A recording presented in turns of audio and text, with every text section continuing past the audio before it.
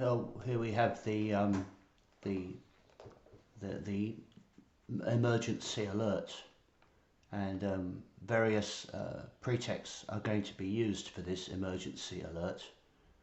But I don't think it's necessary. I mean, I'm 61, and I have never in my life felt that this would be useful for me. It does seem like government overreach that they can effectively hijack your phone and send a message to you that you don't want. Um, the government are increasing their role in our world. Of course, the government have a role, and I personally am not an anarchist, although I've heard the arguments in favour of that. Um, I feel as if we do need government because somebody has to empty the bins, and the roads have to be maintained. And But I'm a libertarian, and I think government should be strictly limited and should be very. The role of government should be very limited, defined.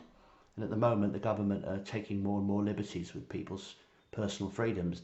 The censorship is off the wall. You're not allowed to have your say.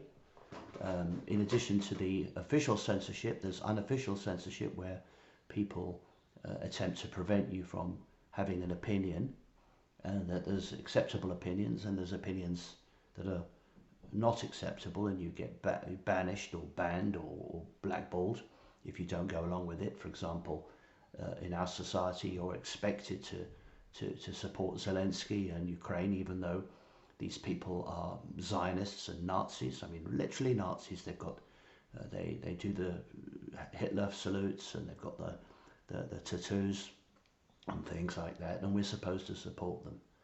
And you're also supposed to support unlimited immigration. You're supposed to support the climate change, which is taken as a given. There's no debate allowed. It's a case closed. The science is settled, as they say, as they pretend it is. It's not settled at all. Electric vehicles, not environmentally friendly. Renewables, not environmentally friendly.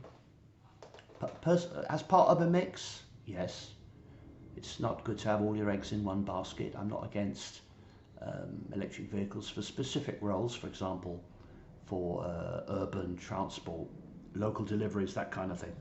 I mean, we had it in the past.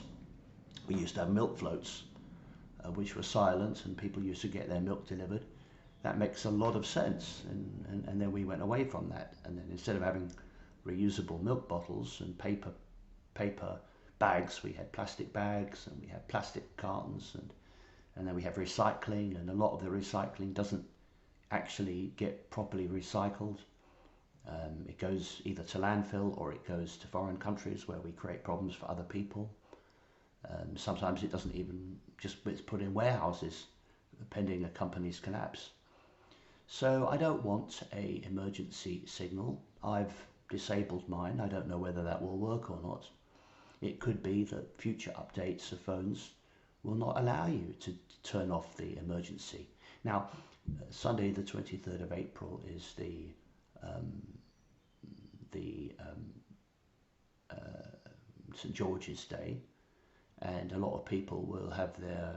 I mean, British people don't, English people don't really celebrate St George's Day, to be fair, but a lot of people will have their afternoon disturbed by a siren, and even if you've disabled your phone, lots of other people's phones will be going off, and you have to acknowledge it. It's a kind of obedience test. You will have to acknowledge it. I don't know whether turning your phone off will work. I don't see why one needs to. Again, I think the government are overstepping the mark. I think pretty much everything they do now is forcing people, is pushing people, nudging people, encouraging people, bullying people, threatening people, bribing people to do what they want, right? We need government. I'm not an anarchist. I think we need government. I can accept some people might disagree with me. But we don't need this much government, and we don't need this amount of control.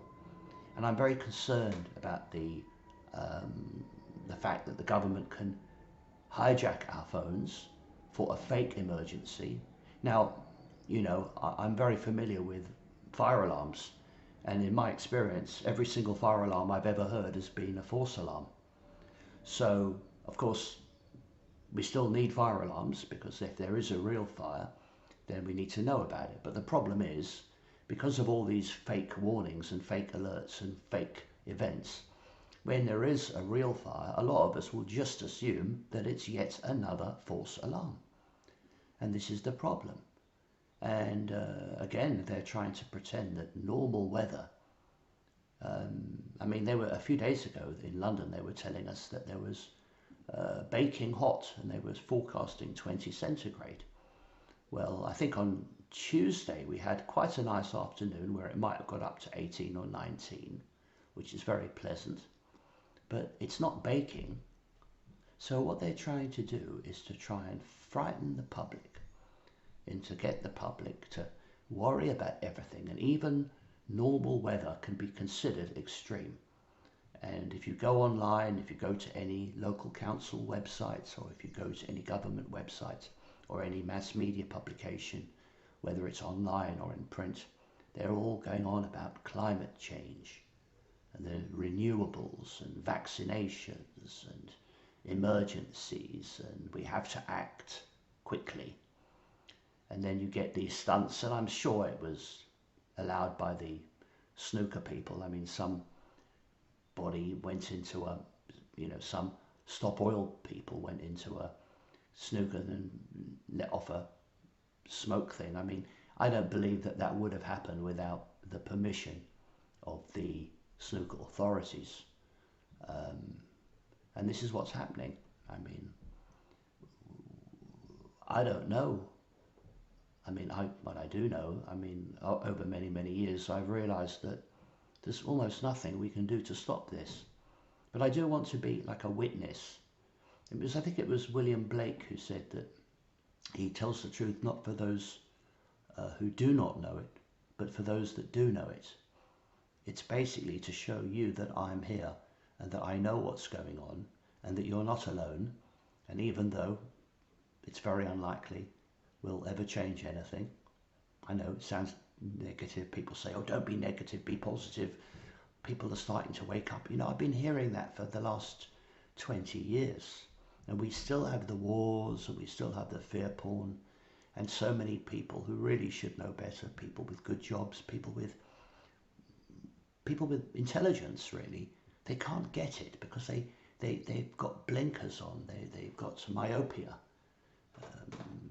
And they've been tricked into assuming that people like us are conspiracy theorists who look for issues that are not there, who exaggerate problems.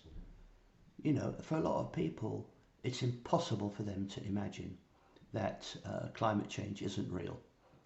They can't believe that viruses may not exist, or that actually COVID was simply a rebranded version of flu, right? Just same thing as we've always had, but given a new makeover, given a fear porn makeover, and standard death and mortality suddenly exaggerated and mentioned, because we've always had death. And it would be quite easy for the media to say 50,000 British people died in the last month. And, you know, if you look at it without thinking, you might think that's a scary number. But we have, 66 million people in the UK, and everybody has to die sooner or later. And when you consider the average age of COVID death was exactly the same age as people would die anyway, you have to realize it can't be that serious. And yet, as a result of this lying with statistics and fake event, millions of people, billions around the world, went and lined up to have some toxic substances inserted into their bloodstream in order to protect them from something that actually didn't exist. I mean, it was obvious to me from the very start that this was fake. I mean, if you knew about 9/11, if you know about PSYOPs and false flags and scares, we've had so many fake scares over the years, the millennium bug, the ozone layer, the coming ice age, and HIV, and swine flu, and all the rest of it. And every single time, and Iraq's weapons of mass destruction, and the Reds under the bed, and now it's China's threat, and the Ruskies, and da-di-da-di-da. It's just a pattern. And one should be able to see that pattern, right? Right? If you play dice, and if you roll a 6, that's a perfectly normal number to roll. But if you keep rolling 6s over and over and over again, eventually it becomes impossible to pretend that it has to be a loaded dice. The maths eventually kick in. You know, if you were to roll 1,000,000 times 6, it can't be by accident. It can't be, you know, the odds are trillions to 1. So eventually people must understand these are faked events. We are all being played. We're all being had. The media is like, you know, I was talking about vote rigging yesterday, and the guy said, show me some evidence.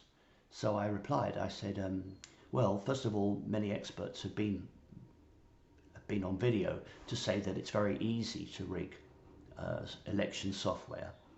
And secondly, you know, the idea that Joe Biden, who's a very unsuccessful career politician, should have got more votes than Obama is ludicrous. And basically, and I mentioned the fact that Biden was a pedo, that might have had something to do with it, but that wasn't accepted, and he is a pedo. I mean, that's a fact. Every time he's with children, he kisses them and does a Dalai Lama and sniffs them and all the rest of it. He's a filthy man, Biden. I mean, he's linked to the Irish Republican Army, who killed many British people. He's not a special relationship for us, right? America's not Britain's ally. It never really has been. Britain's ally should be Britain. We don't need other countries. We just need ourselves, right? And the British people are very unpatriotic, unfortunately. Unpatriotic and very ignorant. Ignorant about the world we live in, ignorant about our future. And I feel as if there's nothing we can do about it. But as I said, I carry on, not because I feel it's going to make any difference, because every aspect of our society is controlled. Whether it's local government, national government, media, energy companies, big business, all the big potatoes in our society are working in one direction, common purpose, the World Economic Forum. And it's not just in Britain, it's everywhere in the world. They're all reading from the same script. They're all united in their agenda. And, you know, a lot of people say, I'm going to buy a farm. Well, you won't be allowed to live on one. They're going to tax people out of existence. They want everyone eating bugs. They want the food's being genetically modified, right? You won't even be able, I mean, I was thinking of, you know, I don't like Hershey, but I really like Reese's peanut butter cups. So I was in Poundland, I was going to buy some. I thought, fuck it, fuck my principles, I'll buy it because I like the taste. And then I looked at the packet and it said made with genetically modified sugar beet. Well, I mean, I'm glad they told me, but at that point, the combination of Hershey being promoting transgenders, which is disgusting, and the fact that they're using an unnecessary genetically modified product was enough to make me decide not to buy it. So I think we need to use the power of our money. It doesn't matter how little you've got. You can make purchases. Try and avoid these big corporations. Try and avoid genetically modified food. Don't go down the 5G route. Don't enable emergency alerts. Don't conform. Don't agree. Don't and speak up. Speak up, even if it makes you unpopular. Because, you know, I've suffered it for many years. In fact, my channel is heavily trolled. That's why I've had to disable comments. I'll do an upload on the comments issue in a minute, but thank you for your time.